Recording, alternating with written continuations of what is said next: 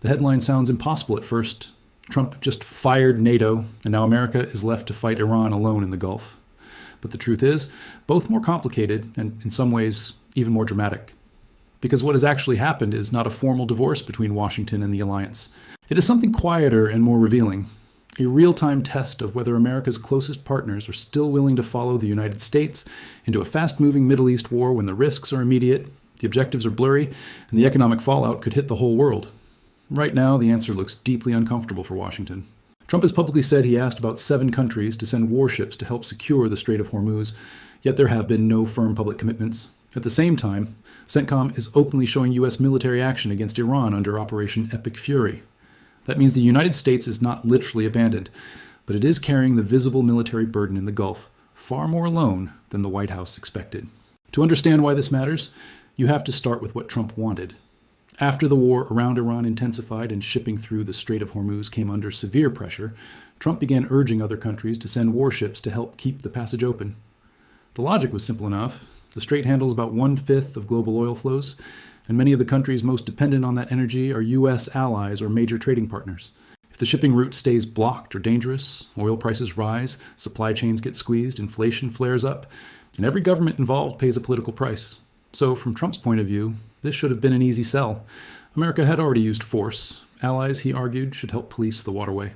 But the response he got was hesitation, delay, and, in several cases, a clear desire not to get dragged into a widening war with Iran. That hesitation is the core of this story, and that is where the NATO angle comes in. NATO is never formally fired. There has been no treaty break, no official expulsion, no legal rupture. But politically, Trump's message sounded like a loyalty test. Help me in the Gulf, or prove that this alliance is weaker than advertised. Public reporting shows that key allies did not jump to answer that call. AP reported no firm commitments. Bloomberg described Trump's push for countries to send warships. Other reporting described major European hesitation and a refusal to be drawn directly into the conflict. So the real issue is not whether NATO has been dissolved. It has not.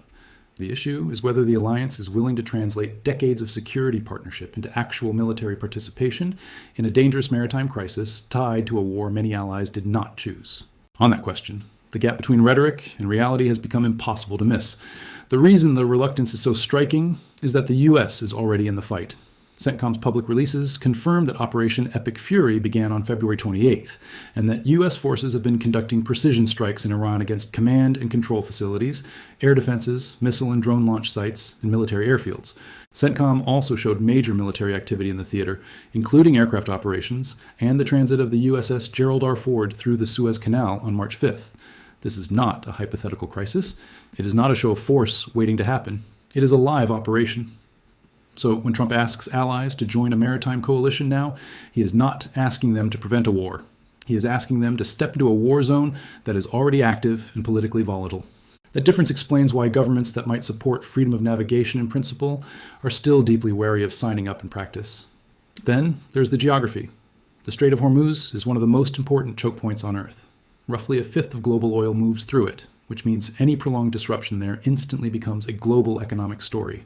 It is not just a Gulf issue or a Washington issue or an Israel-Iran issue.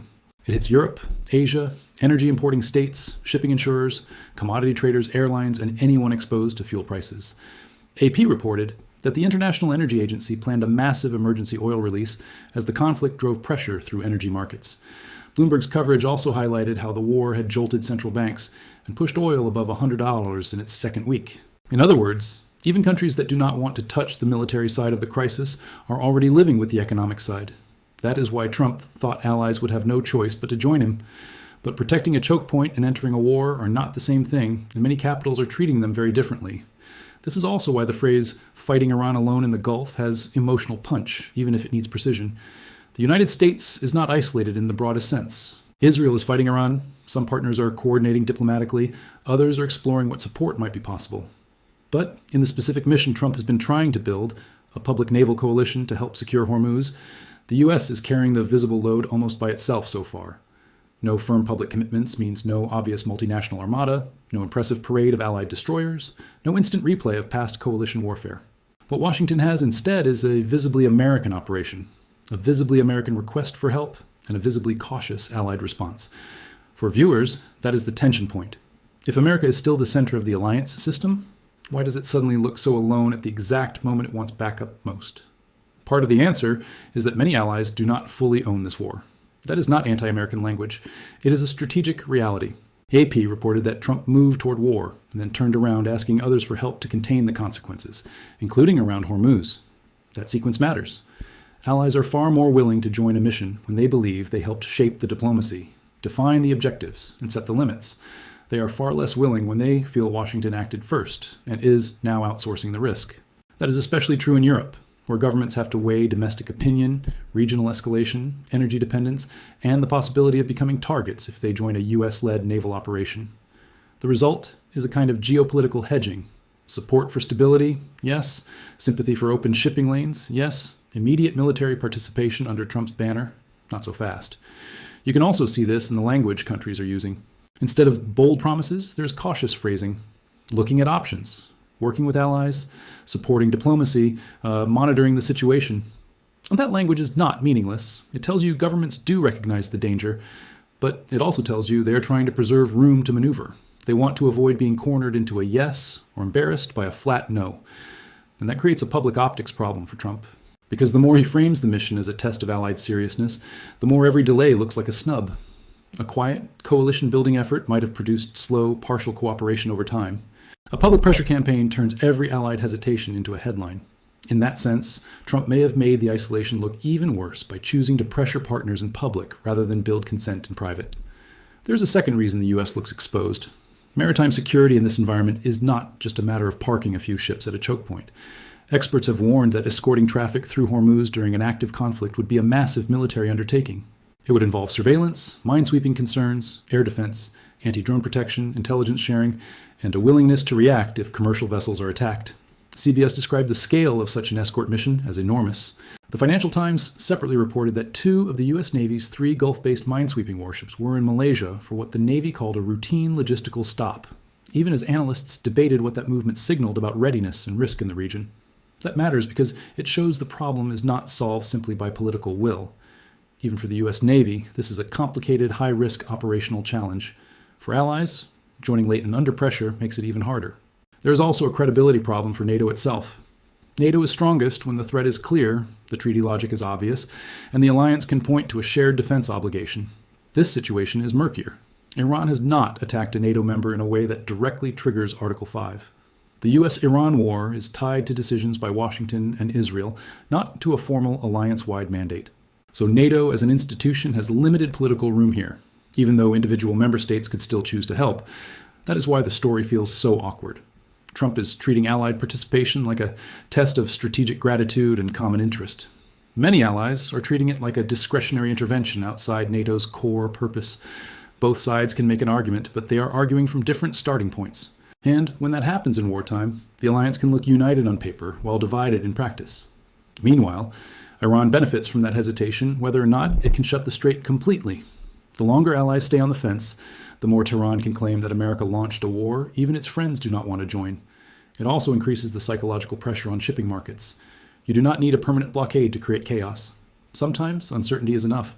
Tanker operators, insurers, and commodity markets all react not just to what has happened, but to what might happen next. Bloomberg reported that tanker traffic and oil markets have already been hit hard by the war. AP noted that the emergency oil release was historic in scale. That tells you the economic battle is already underway. In that context, every day without a visible multinational response feeds the impression that the United States owns both the military burden and the political risk. And the political burden does not stop at sea. The war is reverberating across the region. AP reported attacks linked to the conflict hitting Gulf states and raising civilian fears. Reuters' coverage tied the Iran war to wider strain across Gaza diplomacy and regional politics.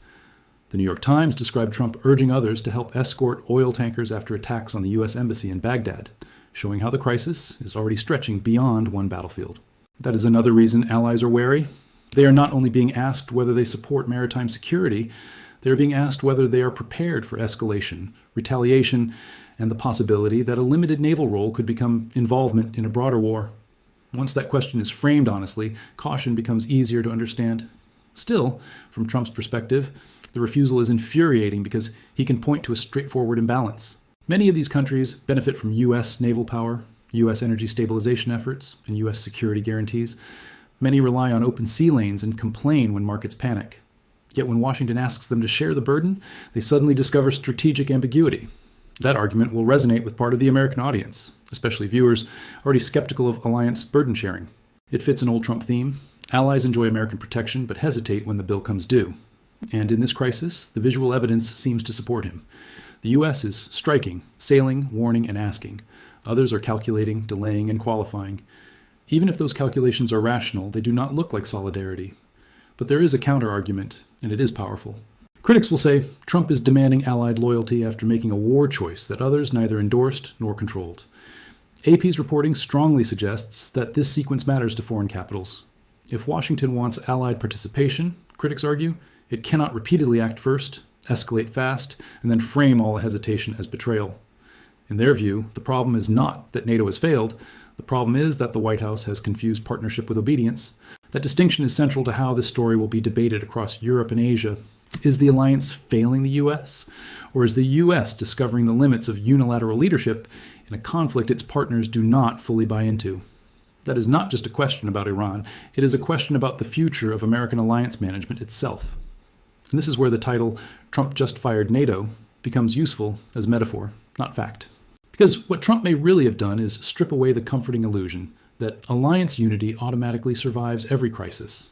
He has exposed the difference between countries that support the U.S. in general and countries willing to join the U.S. in this specific war. He has also shown that maritime security, even around something as vital as Hormuz, is no longer a guaranteed coalition cause if governments think the political ownership is too American and the escalation risk too high. That does not mean NATO is dead. It means NATO has limits, and those limits become visible fastest in the Middle East, where interests overlap but political appetites do not. What happens next matters enormously. If even a few allies eventually send ships, Trump can argue that pressure worked and the coalition is forming late rather than failing. If they keep refusing, then the U.S. will face a harsher reality. It may have the military capacity to operate in the Gulf, but not the diplomatic capacity to make that operation feel truly collective. And perception matters almost as much as firepower. A visibly American mission is easier for Iran to frame as aggression, easier for markets to read as unstable, and harder for Washington to present as a defense of the global commons. Coalitions do more than add ships. They add legitimacy. That is what the White House seems to be missing most right now. There is also the domestic angle. If the U.S. continues to shoulder the burden largely alone while energy prices stay volatile and the mission drags on, the administration will have to explain why America is once again absorbing the cost of regional order while allies hang back. That narrative could cut both ways. Trump can use it to attack Allied free-riding. Opponents can use it to attack the decision-making that led to this situation in the first place. Either way, the lack of visible Allied participation becomes politically combustible. It stops being just a foreign policy detail and turns into a story about judgment, leverage, and whether Washington still knows how to build support before it asks others to help clean up a crisis. So is America fighting Iran alone in the Gulf? Not completely.